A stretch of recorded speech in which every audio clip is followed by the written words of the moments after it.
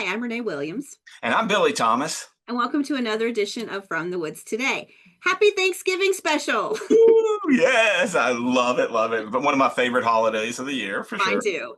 Right. Yeah, I'm really excited about today's show. Again, our Thanksgiving special, if you will. We will be off next week because we know all of you all be busy getting ready for Thanksgiving as well. Right. But really excited to have you all with us today. We got a great show. We got Dr. DJ McNeil's with us with another Wings of Kentucky edition. This time talking about Thanksgiving birds, Renee. So yeah, we can imagine who might make an appearance on that video. At least one for sure. At least, yeah. So really appreciate Dr. McNeil. These Wings of Kentucky are really awesome segments, and yeah, thank him for doing those. And so we'll have that for you here in a few minutes. And then we also have our very own Miss Anna Weicker, who is coordinates the Kentucky Master Naturalist program.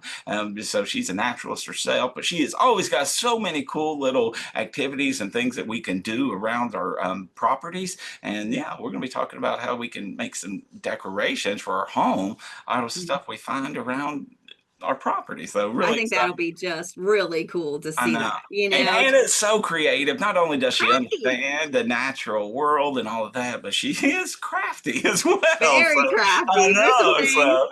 There's some So things I've seen and I was like, I would never have thought of that, but I that's awesome. know, I know. So she's a multi-talented educator, but we're really excited to have her. So if y'all have got questions for Anna or for Dr. McNeil, please let us know in the chat function via Zoom.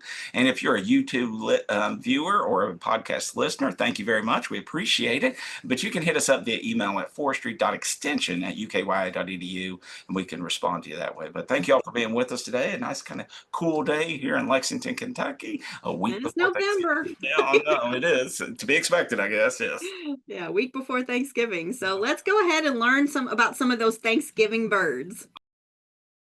Okay, folks, welcome to another Wings of Kentucky. I'm DJ McNeil in Department of Forestry and Natural Resources. I'm very excited to talk to you today, as I have in years past, about Thanksgiving birds. We're going to talk about a few of the birds that we like to eat around the holidays and their ecological origins. Okay, so Thanksgiving, right? We're all gathering around with the family. We're eating a lot of food, and that food often includes a lot of meat, especially poultry, right? So birds, in many cases, play a huge role at our Thanksgiving dinners. I think it's safe to say one bird in particular, the domesticated turkey, is one species we often think of, which we're, of course, going to start with. So today we're going to explore not only the domesticated turkey and some of these other species that we're very familiar with, but their original species that occur in the wild, their native origins, and comparing how a domesticated animal compares to a wild animal. Well, let's start with that turkey, Meleagris gallopavo.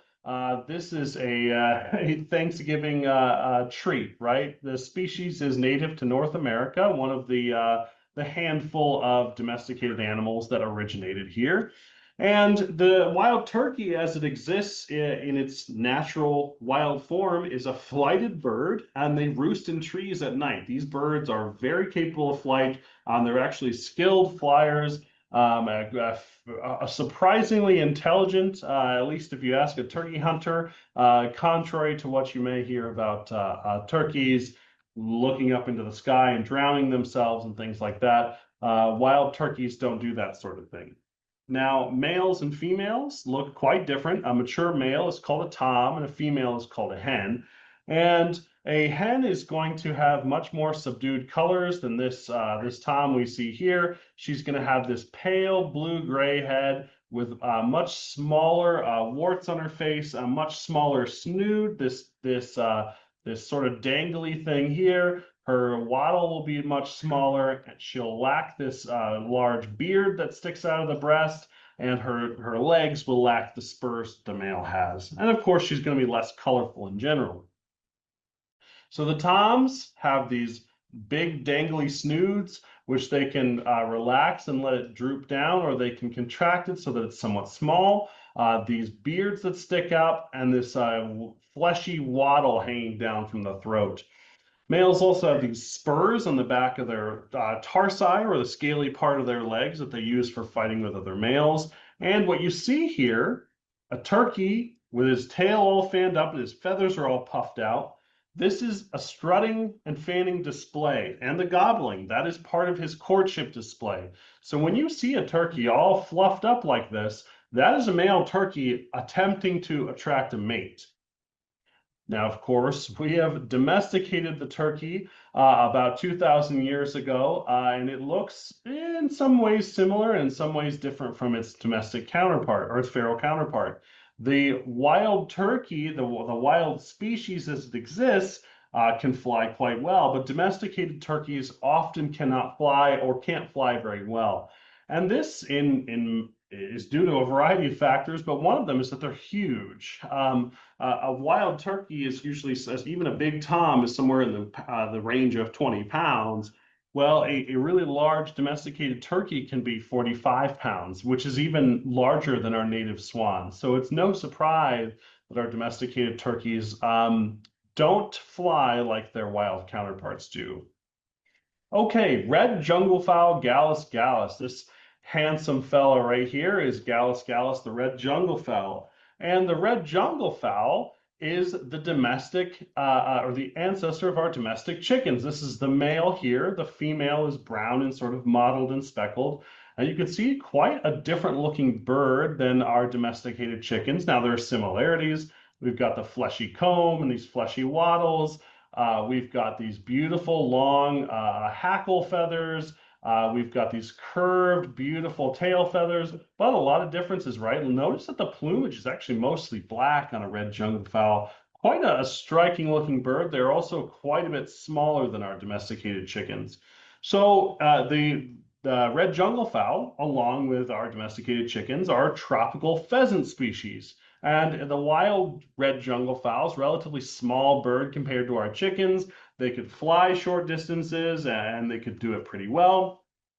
Much like a domesticated chicken, males, like this one here, crow to defend territories and attract a mate. And the hen, the female, lays and raises her eggs and her chicks all by herself without much assistance from the male. Now, of course, many of us are quite familiar with Gallus domesticus, the domestic chicken, possibly the most famous domesticated bird in the world, domesticated about 5,000 years ago. We've got all these different breeds here, the barred rock, the silky, the Polish, all the frizzled cochin, all of these different domesticated chicken breeds. But the chicken is not the first domesticated bird. We're going to actually end today's discussion on the first domesticated bird species. There's actually a species that was domesticated twice as long as the domesticated chicken. Since the chicken was domesticated about 5,000 years ago, we've created all of these different breeds. And by the way, so we often hear people talking about breeds and species. One simple way to think about a breed versus species, species occur in nature and breeds are created by mankind. So breeds are things that human beings took a wild species and used selective breeding to create breeds. But they're all the same species. So these are all Gallus gallus, that's the species, and the subspecies is domesticus. So the domestic chicken is the subspecies of the red junglefowl, and all of these different varieties are what we call breeds. Some breeds of chicken are bred for their eggs. Others are bred for their meat, like the Cornish rock is a sort of a famous meat species. Others are bred for show and hobby. And in general, most domesticated chickens are flightless. Now, there's some big exceptions to this. There are some small bantam breeds of chicken that are pretty good at flying, but nothing like a wild red junglefowl would be. Okay, mallard, Anas platyrhynchos. So the mallard is a wild duck species found across the northern hemisphere. Males and females are quite different from each other. So here's a female, which is called a hen. You start seeing a trend with a lot of female birds being called a hen, where she's got this beautiful mottled brown plumage and this orange bill with a black mottled saddle atop the bill, where the male has very different plumage. He's got this very bright green head, a white ring around the neck, this chestnut colored breast, a gray body, black rump and undertail coverts with a white tail and a yellow bill. Now, the female mallard is the duck that you hear quacking really loudly, the quack, quack, quack. The male produces just a very quiet little whisper quack, and they also do a peep when they're doing a courtship display. But the loud duck you hear in the park when you see a group of mallards is a female. Mallards are very cold hardy, but they migrate when they need to, and depending on populations, it is a classic dabbling duck.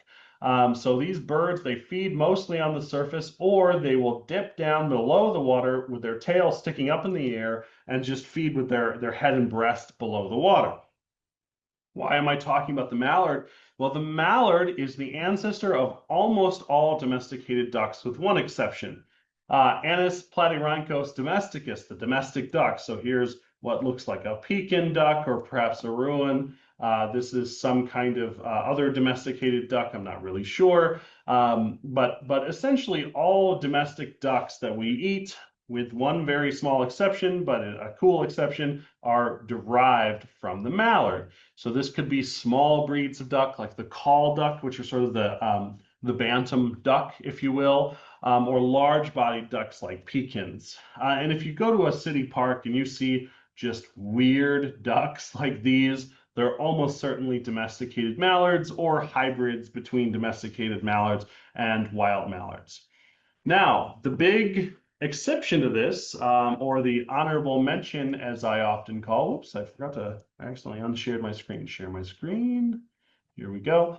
The honorable mention is the Muscovy duck. It's originally from Latin America, domesticated somewhat recently. So this is sort of what the wild form of the, why does that keep happening to me? Pardon me, share screen. Well, anyway, while I'm doing that, it's the wild type. It has this dark plumage with these warty markings on, or warty growths, if you will, on the face.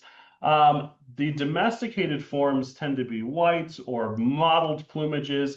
And one thing that's interesting with the Muscovy duck, and this is true with most birds, but it's really, really true with Muscovy ducks, is the males are larger than the females, like way larger. In fact, so much so that Muscovy duck females are usually flighted, and males are so large that they can no longer carry themselves. They're very heavy-bodied birds. Males also have a much more warty face than the females. The females have a much less extensive wartiness. The male has a pretty extensive warts on the face. And the species is established and feral throughout much of Florida. Okay, the last bird we're going to discuss today is the rock dove, Columba livia, sometimes also called the rock pigeon. It's native to Europe, Africa, and Asia. It is a large-bodied dove, and you'll often hear people talk about pigeon and dove. The term pigeon and dove don't really mean anything if you have a rock dove or a rock pigeon. You will sometimes hear the term pigeon as shorthand for the rock pigeon or the rock dove. It's also called the feral pigeon. Pigeon is kind of shorthand for that species, and in the domestic bird trade, dove frequently refers to another species called the Barbary dove. But on their own, dove and pigeon don't really mean anything per se. A pigeon, it just tends to be a larger species of dove. But rock pigeons are pretty cool. They're monogamous birds, so the male and female stay together until one of them perishes, and then they'll take another mate. They produce 2 babies per nest, and that's pretty much true of most doves and pigeons. They lay 2 eggs that hatch into 2 babies that what we call squabs, and they'll make multiple nests per year. Now, the rock dove is so named because the species nests and breeds on rocky cliffs like the one you see here. Now, as promised, I would mention the oldest domesticated bird, and that is the rock dove, or the rock pigeon. Has been domesticated for more than 10,000 years. And we have a wide variety of phenotypes and different breeds here. Like this one is an Indian fantail. This is a frillback. You can see all these different kinds, and these are just scratching the surface. There's I don't know how many, but probably over 100 breeds of domesticated pigeon. It's quite intense. They have very strong homing instincts, which allows them to be used to carry messages, and they've been very important in many wars, as well as for recreational message carrying, racing. So homing pigeons are often used for that as well, where the pigeons are taken far from where their loft is, their roost, and they are released from a given point and timed to see how quickly they can get back home. They're also highly edible. That was the reason that these birds were first domesticated and why we're talking about them on a sort of a Thanksgiving show, right? So the domesticated pigeon is quite tasty. And today we see feral pigeons released throughout much of the world, including throughout the United States. Here in Kentucky, it's not difficult to find feral populations of pigeons. And one of the things that's remarkable about them is not only have they been domesticated for a long time, they're really good at living alongside people, but they nest on buildings and human infrastructure like bridges because these things sort of simulate almost like a nest site. And so you can travel around Kentucky and find feral pigeons all over the place. Sometimes they look like this one here, where it's sort of gray with a couple of black bars. Sometimes they'll have more of a checkered appearance, like some of these birds, or you may even see birds that look like this. This is a quote unquote white dove, if you will, that has been dyed pink. It looks red, but I assume it was probably pink. This is a quote unquote dove that was released for a gender reveal party, and it's a girl. So we see this sort of thing quite often with pigeons that have had their feathers dyed, and this bird's plumage will revert back to white after it molts its feathers, which happens once or twice a year. You'll see birds that are like this, or just all white ones that are released at funerals and weddings and things like that. It's actually a pretty brilliant thing to do. If you wanted to make some money, you can raise these white pigeons, then teach them to home, and then sell them for weddings as doves. And when they get released at the wedding, they fly back to your house and you can sell them again. I often also hear people say they've never seen a baby pigeon, and this shows the development of hatchling squabs. Again, I mentioned earlier that they're usually in pairs. Through a week or two of development, and you can see they grow quite fast, and at a certain point they jump out of the nest and sort of act like regular pigeons. Okay, with that, we'll leave it there. Happy Thanksgiving. Whatever bird you're eating, and we'll be looking forward to seeing you again for our Christmas episode. Until then, have a happy Thanksgiving. Well, that was really cool. It's like there's so many different birds out there that people might use for their Thanksgiving holiday. You don't really think about it. To me, it's like turkey. So, but all the birds are really interesting that he comes up with and has a lot of knowledge about that. I never think about. Yeah. Oh, I know. Yeah, somebody mentioned quail too, but I guess he gave us all the ingredients for what do they call it? A turducken? Right, exactly. Turkey, duck, and chicken. Yeah, exactly. I don't see how you put a chicken, duck inside a chicken, and I've never had one either. But no, I agree. I really appreciate Dr. McNeil, and his segments are so good. They provide some insight to stuff that a lot of us don't really think about or know much about, which I always find fascinating with his segment. We had a viewer that said it's recycled doves, which I thought that was really funny. That is pretty funny. Yeah, that's smart. Yeah, no, yeah, it's a good business for somebody that wants to take care of it. Oh, thanks. Exactly. Right. All right. So next we're going to be talking about your Thanksgiving table. I know, we're keeping the spirit alive. Let's go, Anna. Yay, Anna! Anna's here. Yay, Anna. How are you doing? Hi, Billy. She always gives us some awesome ideas for our Thanksgiving and Christmas, and it's like I just can't have a month go by without her. We need our little Anna fix, right? Exactly. Well, we've heard all about our turducken and all our critters that we might be eating, so now we've got to hear about our table that we're putting them on, right? Yes, exactly. Yeah, we're wrapping it. Segment. So go ahead and full circle. Yeah, exactly.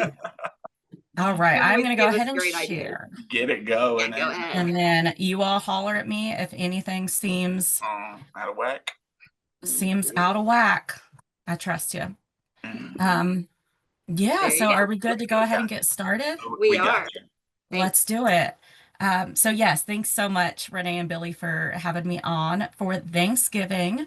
It's always a lovely time to be on From the Woods Today. It's always so fascinating, and I really enjoyed hearing from DJ about all the various birds that you might encounter in your Thanksgiving um, table or out in the woods. Who knows? Out in the woods, out on your property.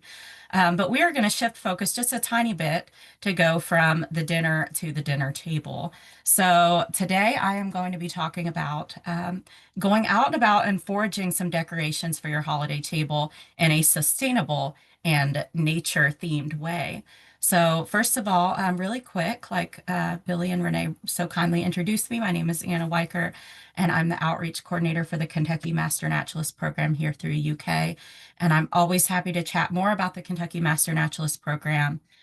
So feel free to drop, anything in the chat if you have questions, or my email's up on the screen there if you want to learn about the Master Naturalist Program. But we are on for forage decor today, so we'll go ahead and shift into that. So foraging versus buying, why might you want to go on out and look in your woods for some decorations versus going to your local big box store? Well, first of all, all of us are thinking, I'm sure about ways that we're going to pass on our love for the outdoors to the next generation, right? Whether it's going out to cut a Christmas tree or, maybe taking kids out hunting for the first time or out fishing for the first time. There's lots of different ways that you can introduce the woods and the natural world to the kids in your life. So this is a great new family tradition idea. Um, Again, it's free and it is sustainable. So you will not be having to store any of these decorations after the fact. You don't need to worry about finding a spot in your attic, in your basement, in your spare room, whatever it might be, because all of these, once you're done with them this Thanksgiving, they're going right back outside where they came from. So don't worry about storing anything extra. And my favorite, if you are hosting dinner and you decorate with some foraged goods, you have a great excuse to share all kinds of cool Kentucky woodland fun facts with a captive audience. They're there at the table, they're eating dinner, and they're going to learn about Kentucky woodlands, right? It definitely introduces some good talking points if you need conversation material. It's a great way to entertain kids if it's the holiday season and you have some kids, some grandkids, some nieces and nephews that are getting a little stir crazy. They're out of school, they need somewhere to run around. You take them out back on your property or, out to a local green space, green area, and tell them you can come back when you filled this bag full of acorns. So great opportunity to get the kids out, or maybe you just need to go get some peace and quiet. The holiday season can be a little hectic, so this is a great excuse for you to go out and hide in the woods and do a little foraging if you just need to get out there and get some nature on your brain. So what do you need? Well, first of all, you need somewhere to forage. You might be lucky enough to have access to that on your own property. That's lovely and great, and you can give yourself permission. You might have a neighbor's property that they don't mind that you hop onto. There might be some green spaces, state land, something like that, close to you in your community that you can forage on. Just be sure that you have permission to forage on it and that it's a type of land that's okay to forage on. So some nature preserves are going to have rules against that to prevent, sort of potentially endangered plants or ecologically fragile areas from being impacted. So just make sure that where you're foraging is a good and okay spot to be foraging and that you have permission to be there. You do not want to be getting in trouble for trespassing on Thanksgiving. Okay, we're not going to be doing that. We're not going to be getting any citations for Thanksgiving. So just be sure that your foraging spot is good to go. You're going to need a pair of scissors or pruning clippers, something to cut vegetation with, a paper towel tube, like the cardboard paper towel tube that's in the middle, And this list is for if you're going to do everything, okay? If you're going all out, this is everything you need. But if you're just doing a little something, you don't need all this stuff, but we'll go over it anyway. So you need some string, yarn, twine, some type of string adjacent item.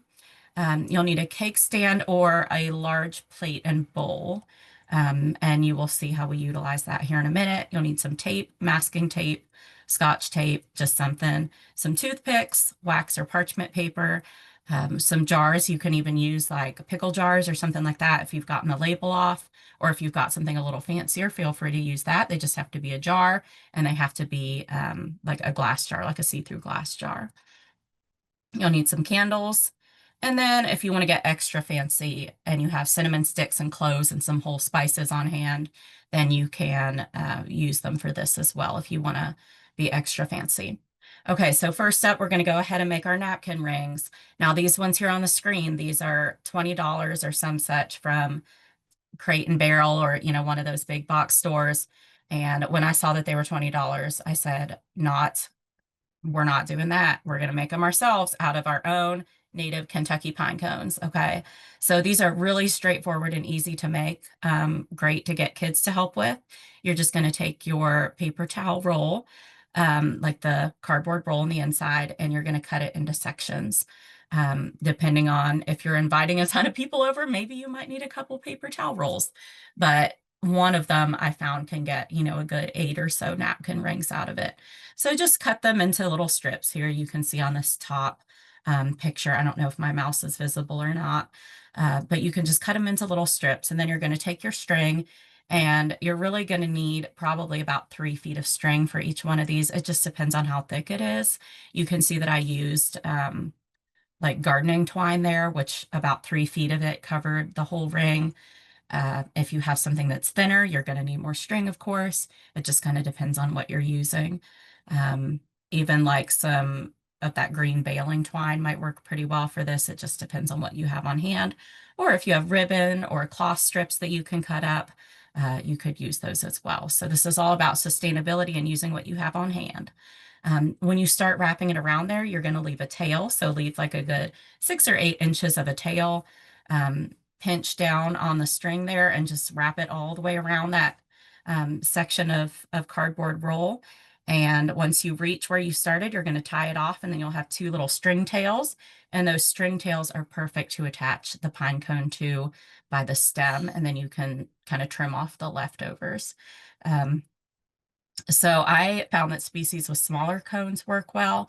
I use Virginia pine, and that worked really well because they've got a nice like thick stem on them, and they're like the perfect size. I don't know what Crate and Barrel or whoever that was used for theirs, but it's approximately Virginia pine sized. So that worked out really well. And you can see on theirs, they used a little bit of like metallic paint on it. And if you want to be extra fancy with your handmade ones, and you've got some, you know, some safe gold paint that you could use on it, you could definitely touch them up a little bit and make them, you know, a little bit extra fancy if you wanted to do so. So free DIY. And then afterwards, of course, you can just disassemble these and put the pine cones back outside. I guess technically everything here is pretty much biodegradable, so you might even be able to compost the whole thing depending on what type of string that you use. Of course, you want to make sure that it's a biodegradable string.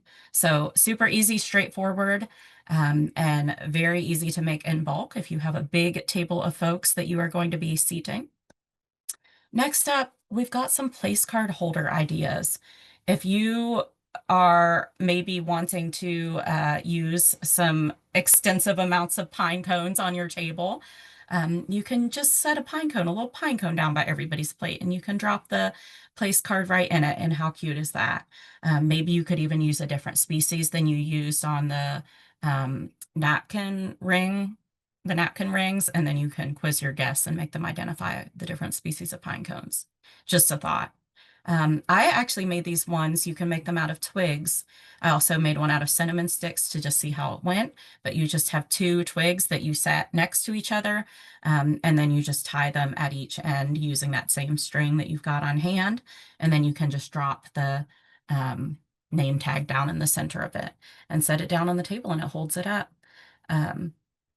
I use Bradford pear twigs because I'm always looking for an excuse to tear apart the Bradford pears on my fence line. But really, any of a number of little twigs, or, maybe you burn firewood, so you've got lots of, little pieces of tree on hand that you could poke through and find some, good candidates if you want to do this version of a name tag. Or of course you can use it with the cinnamon sticks. That's not really foraging, but it does smell very delicious. So I did try it out just to see how it would work. So, okay, we've got our name tags, and we've got our little napkin ring holders. What are we going to do? Where are we going from here? Well, what is your Thanksgiving table if you don't have some candle holders, right? And this one, you can go as fancy or unfancy as you want. I just used mason jars. I'm not a very fancy person. I just use mason jars for mine. But if you want it to be, maybe a little bit more elegant, there's lots of different options for glass jars that you can get a hold of that have, all kinds of different neat shapes and that kind of thing. Depending on what you're trying to match on your table, if you want it to look a little fancier. But for this one, you are just going to use acorns, and I also used oak leaves, and then of course you'll need a candle. Now, y'all know what I'm going to say first. Please, we don't need to be disappointing Smokey Bear this Thanksgiving, okay? If you are doing this, be sure you're doing it in a way that keeps any open flames safely separated from dry plant material. So I made this candle holder, and I also stole some pictures from the World Wide Web. And some of these, I don't know. I don't know about that one in the middle. To me, that looks a little bit close. The flame looks a little bit close to the acorns. Maybe I'm just extra jumpy because I have little kids, but just be aware of kind of what you're doing and making sure that you're being safe and, using appropriate precautions when you're doing anything with fire. I have battery operated candles that I use because I don't trust my children not to get into shenanigans. So I just use battery operated ones, which is what I ended up using with this candle holder. Although I did take the pictures with like a regular candle to just kind of show you how to do it. So you're going to need all these acorns, and I use the same species for all of mine, but I think it would be really interesting. Not that Thanksgiving dinner is all about nature interpretation, but I think it would be really interesting to maybe have a few different candle holders with different species of oaks, or maybe you could even do like red oaks versus white oaks, and have the leaves visible in the candle holder. And I'll show you how to do that in a second. So you can kind of see, oh, how do we sort oaks into these two different groups? Like, what does some different species leaves look like? So maybe just some opportunities. Again, you've got a captive audience. So if you're not quizzing them about oak identification during Thanksgiving dinner, what are you doing? That's what you should be doing. So I had a red oak species that I had on hand, and I used acorns for that from that. But again, feel free to mix up the species, or even you could do like if you have some pretty unique acorns, like bur oaks, and then maybe like some um, white oak or something like that. Those are very distinctively different looking acorns that you could layer on top of each other or something like that. Lots of different options, and a great excuse to send kids out to run some energy off, collect some bags of acorns. So how you're going to do this if you want to incorporate the leaves in there, I just chose a leaf from that species of oak tree that I got the acorns from, and you can press it like up against the glass of whatever jar you're using for the candle holder, and just kind of hold it there as you're filling it with acorns. So you're going to have to multitask a little bit. You've got to hold it there and then hold the candle in place in the middle of the glass as you fill it with acorns. I found it's very hard to push the candle down in there once it's already full of acorns, but if you're holding it in place and filling around it, it's pretty easy. So fairly straightforward. Again, safety is important. And I'm sure that you could also use, if you're thinking of kind of any of a number of you know, particular tree, fruit is not the right word, nuts, maybe that you have on your property, even if they're not acorns, you might be able to kind of adjust this a little bit to switch it up and make a candle holder in a similar way. I was planning on trying to make one out of sycamore, like the sycamore fruit, but I did not get around to it. I don't know if that would work or not. There's only one way to know. Okay, so you got to bear with me for this one because this is where we're getting complicated, okay? We're going all out on our forage Thanksgiving table decorations. We're going all out. So if you are ready to go all out, this is the final touch. So this is called a fruit cone, and this design dates back to the 1600s. You'll see it in like old engravings and old paintings on tables. And it really had, sort of a surge in popularity during the colonial era. So it's very much associated with like colonial Williamsburg. It was traditionally made with edible fruit, so like apples and oranges and that kind of thing. You can see in that picture, it's just a picture of the pages in a book called Christmas Decorations from Williamsburg, which, if you're interested in foraging decorations, it has a lot of like very interesting, like traditional um, colonial Williamsburg, handmade decor ideas that you can make, and you can adjust it to use foraged items instead of, items that you wouldn't naturally find in the woods here in Kentucky. So interesting book, and that's where I pulled the inspiration for this centerpiece that we're going to do. Um, we're going to make it Kentucky woodland themed. So again, a lot of these traditionally would have been made with apples, oranges, pineapples, things that you would not normally have access to out in the woods in Kentucky, but we are going to make it with entirely things that we foraged. So needless to say, it will not be edible, um, but it will still be very interesting and a great talking point. So okay, so what we need for this is Osage oranges, and you might be familiar with Osage oranges already. This is a great time of year to spot them in the wild because they just got done fruiting and the fruit is on the ground. So we'll talk a little bit about Osage oranges, but that is going to be the main fruit that we're using for this structure. And then you also need some type of filler foliage. Obviously, this gets to be a little bit difficult this time of year because many of our trees are deciduous, right? So the leaves are on the ground and they are crunchy and they're dead and they are not, particularly ornamental looking. So evergreens might be a good option for this if you have some, non-toxic evergreens, like some pines or something like this, where you could cut off some little twigs to use as the filler. I'll just hop back to this little quickly. You can see here these ones that are in this book, Christmas Decorations from Williamsburg. You can see it's constructed of fruit and then also a filler foliage. So when you're choosing that filler foliage, evergreens, oaks, I found are another good one because they tend to retain their leaves a little bit longer, maybe than some of these other deciduous species. And they also have like kind of sturdy, leathery leaves, if that makes sense.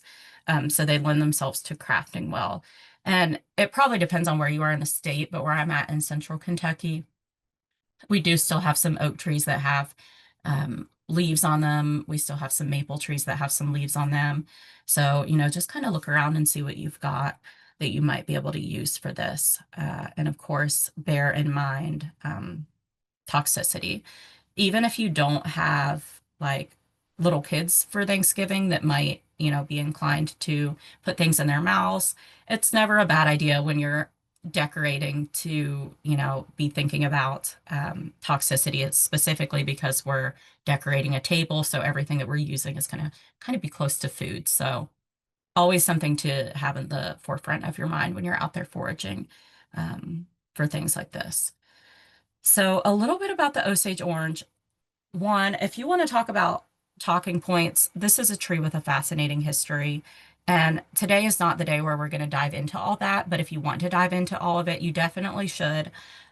There's lots of cool information out there. And I've also found if you are if you're talking with folks about Osage oranges and they come up in conversation, just casually because you have a pile of them on your Thanksgiving table.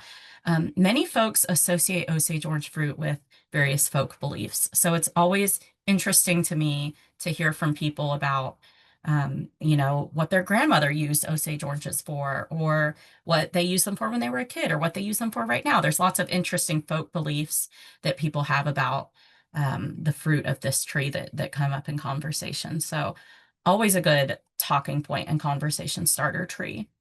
They're a small, kind of sprawling hedgerow type of tree. They pretty much don't have leaves on them right now, at least in central Kentucky, pretty much bare. Um, they are native to the US, although they've dramatically expanded their range beyond what it was like, hundreds of years ago. And certainly that's a really interesting thing to get into, but we're focusing on decor today, so we won't go too far down that rabbit hole. But if you're interested in trees and the history of trees and people's relationship with trees, definitely do some research on Osage oranges. Very fascinating, but they are considered a native tree to Kentucky. So we're keeping up that woodland, Kentucky woodland theme with our table decor here. And what people generally associate them with nowadays is this large, bumpy, greenish fruit. It's, really good sized, sometimes called a brain fruit. There's lots of different names for them. And this time of year, they're usually intact, but they've fallen off the tree, so they're all on the ground under the tree. And you can see here in this picture, this is a picture of a grove of Osage oranges that I was walking through, and the ground is just covered with the fruit. So if you have Osage oranges in your area, chances are you're going to really easily be able to find enough fruit to make this centerpiece with. Now, these are not considered edible to humans. They don't have like a high wildlife value. And one of the reasons for that is that the fruit has this very sticky latex like sap when you open it. And I'm telling you about this right now because if you've never encountered it, when you get your hands on these Osage oranges, if you're a crafty person, you might be thinking these would look really cool if I did those like dried orange section garlands where you slice the oranges up and you dry them and you make them into, little garlands and that kind of thing. Or these might look, really cool if I did this or that. But I'm here to tell you, I'm here to save you some trouble. You do not want to cut apart an Osage orange if you can help it, especially during Thanksgiving when I'm guessing you probably already have some messes to clean up. They are so sticky and they are so messy, and you will be cleaning the latex sap off of everything you own forever for the rest of your life if you cut one open. So we're going to be using them whole. We're not going to be slicing and dicing the Osage oranges for this craft or any other craft ever.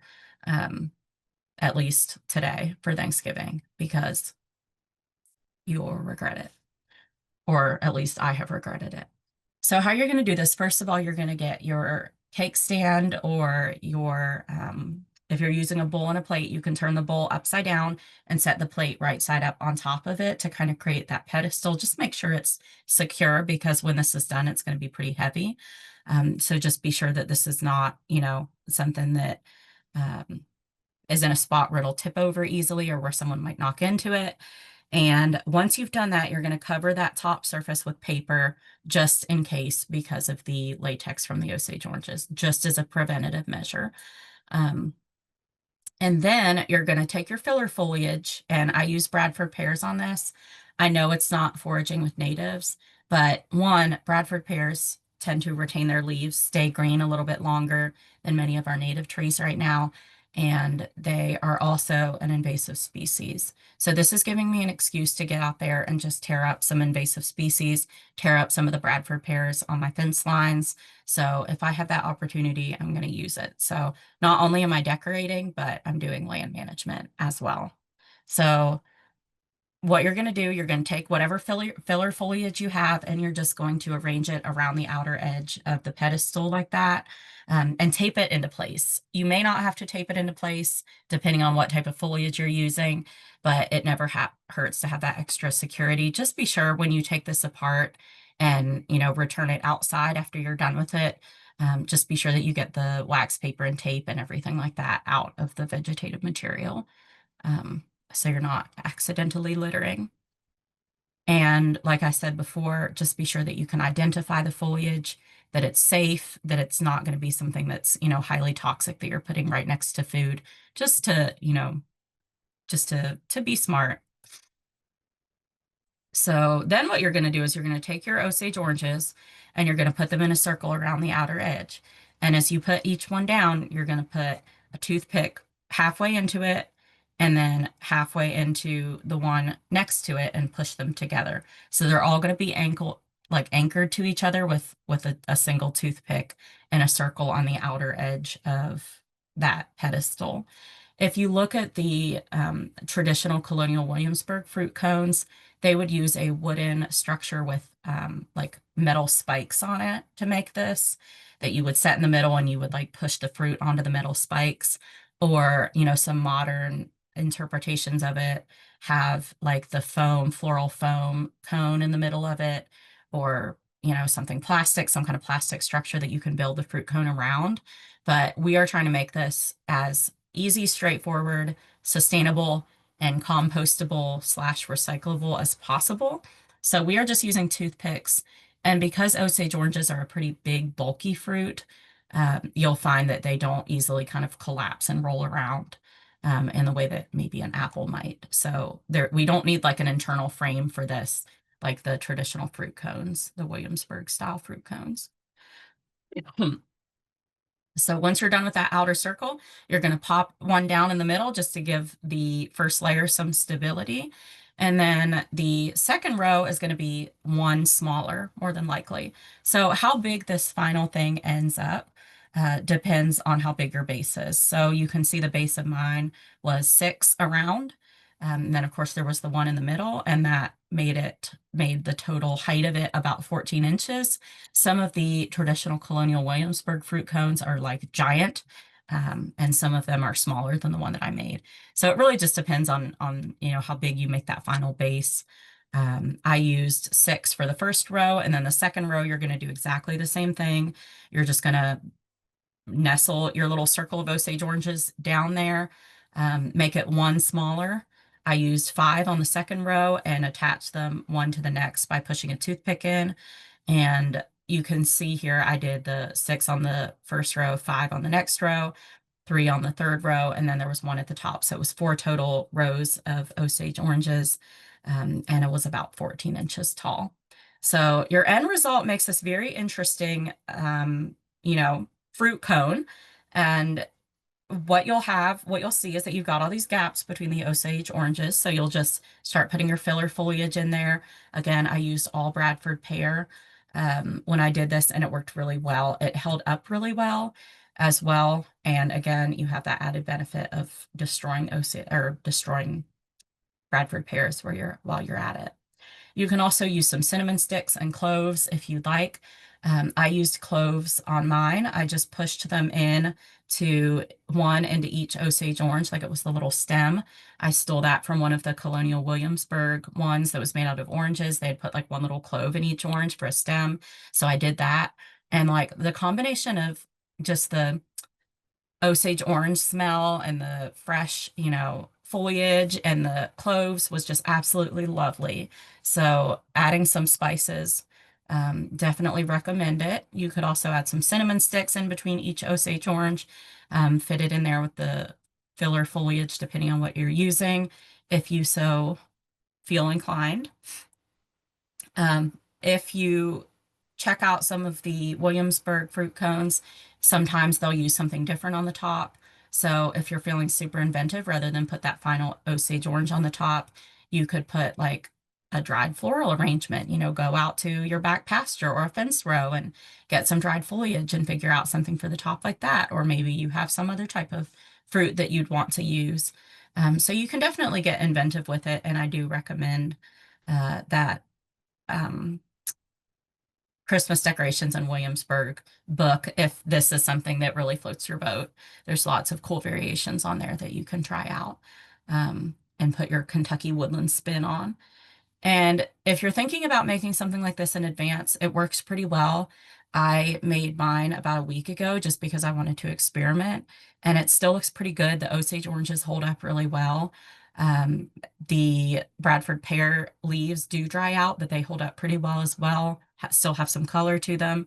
So it just kind of depends on what species you use for that foliage, and also where you're keeping it, you know, how the temperature of your house, that kind of thing. So it holds up pretty well. pretty much okay to make in advance, I would say. So that centerpiece is kind of the final edition if you are hoping to go all out for your Kentucky woodland themed uh, Thanksgiving table decor. But of course, you can feel free to make it as subtle or as over the top as you like. Even just adding some, your acorn candle holders or a napkin ring might be enough to make your, Kentucky woodland loving heart happy. Lots and lots of different options. And I know that there are many creative From the Woods Today viewers that have many other ideas that they, do regularly or might want to share. So I'm always happy to hear what people, forage and how they use it and what your ideas might be. I know we have some crafty and creative folks who watch the show. So having said all that, I do want to wrap it up. I don't want to take your whole day up. But I do want to say happy Thanksgiving.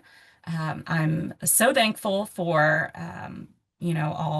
all of you all, and happy to live in a state where we have so many folks who are dedicated to learning about and protecting our woodlands and natural spaces. So happy Thanksgiving week, and thank you for having me on, Billy and Renee. It is always a lovely time.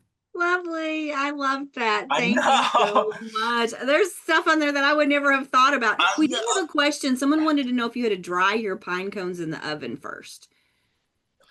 I think there Oh, was I some think concern it. about killing critters that might Getting be the critters or that come with them. Yes. Yes. So thank you for mentioning that. I forgot to mention that at the beginning, and that was an important thing to mention. So it's cold outside right now, right? Um, and there's critters and all this stuff. And when you bring it inside and they get warm, they're going to all come out and be all over your Thanksgiving table. So first, first of all, I found that it is a good idea to take it in a couple days in advance so you have time to brush it off. Anything that's hiding in there makes its presence known.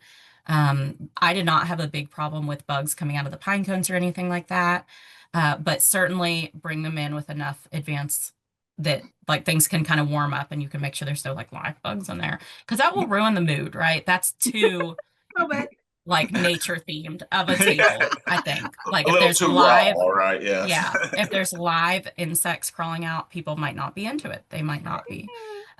So yes, thank you for reminding me. I totally forgot to mention that. As far as putting the pine cones in the oven, I think it just depends on like what you have, right? So some pine cones might be very fresh that you have. I use Virginia pine cones that were actually from last year and were like still retained on the tree, and they were very dry and like very solid, and they weren't, there wasn't a lot of like flaking or anything coming out of them. And they were also dry and like stuck. You know how like as temperature changes can cause pine cones to like the scales to separate or, close up. They were pretty much stuck how they were, and that's how they were, and they were great. But if you have, a fresher pine cone, it might be a good idea to look into how to dry it out in the oven. It just kind of depends, I think, on what you have. and I did put Oh, in, that's we good. had a tree of the week on Osage Orange, so I did put that link Yes. in the chat pod. So if anybody wants to Yeah. watch that, they can do that as well. So Anna, thank you so I much. know For you've coming on. inspired us. Yeah, Yes, you made it seem so approachable. I mean, I really do appreciate that. Yeah, like yeah. And a Anna's gonna be on. non-crafter could do that. Anna's Yeah. going to be on in December talking about Christmas wreaths. So, be looking out for that email. She'll be on next month as well. So thank you, Anna. I Yes. always Yes. appreciate when you I come on. appreciate you very much, Anna. Great segment for sure. Oh man. Yeah, absolutely. I love being on and Yeah. hearing everyone's ideas and hanging out. So I appreciate you having me on. Awesome. You've Great. always got good stuff. So yeah. See you Thank soon. you. All See you right. soon. Thanks. Oh, All right. Renee, that was so awesome. Show. Yes. Really The thing, appreciate DJ. yeah. It's such a good job. And the thing about it is, I'm thankful for you all. I mean, you all watch us each and every week, and I just greatly appreciate that because this show wouldn't be on if it wasn't for you all. So we are thankful for you. Yeah. Yeah. They wouldn't allow Renee and I just to talk to each other every Wednesday at 11. So thank you all for giving us a platform. No, seriously, we do appreciate you all, right? And we do want to support you all wherever we can. So, as always, let us know if there's topics or things that you're seeing or dealing with. We can all learn together and, take care of our woods and wildlife all together. So, yes, thank you all. Thank you. And so remember, next week there won't be a show because of Yep. Thanksgiving. So happy early Thanksgiving. Yes, you And can binge watch though if you want. We've got exactly, lots of episodes there and you podcasts of can. them. And on December 3rd, we will have another edition of Wings of Kentucky, but this one is Christmas themed. So that'll be really fun. And then also Watersheds will be on December 3rd. So we greatly appreciate you being with us. And remember, you can go to fromthewoodstoday.com and binge watch all of those shows. I know we say it every week, but it is true. I mean, there's like over 280 shows on there. So we Yep. appreciate you joining us each and every week. And Yeah. we love it if you would have a blessed Thanksgiving. Yes, yes. Y'all take care and Thanksgiving. Yeah. Have a good one. Yes, Yeah. please. Bye. All right. Bye, everybody. From the woods today. From the woods today.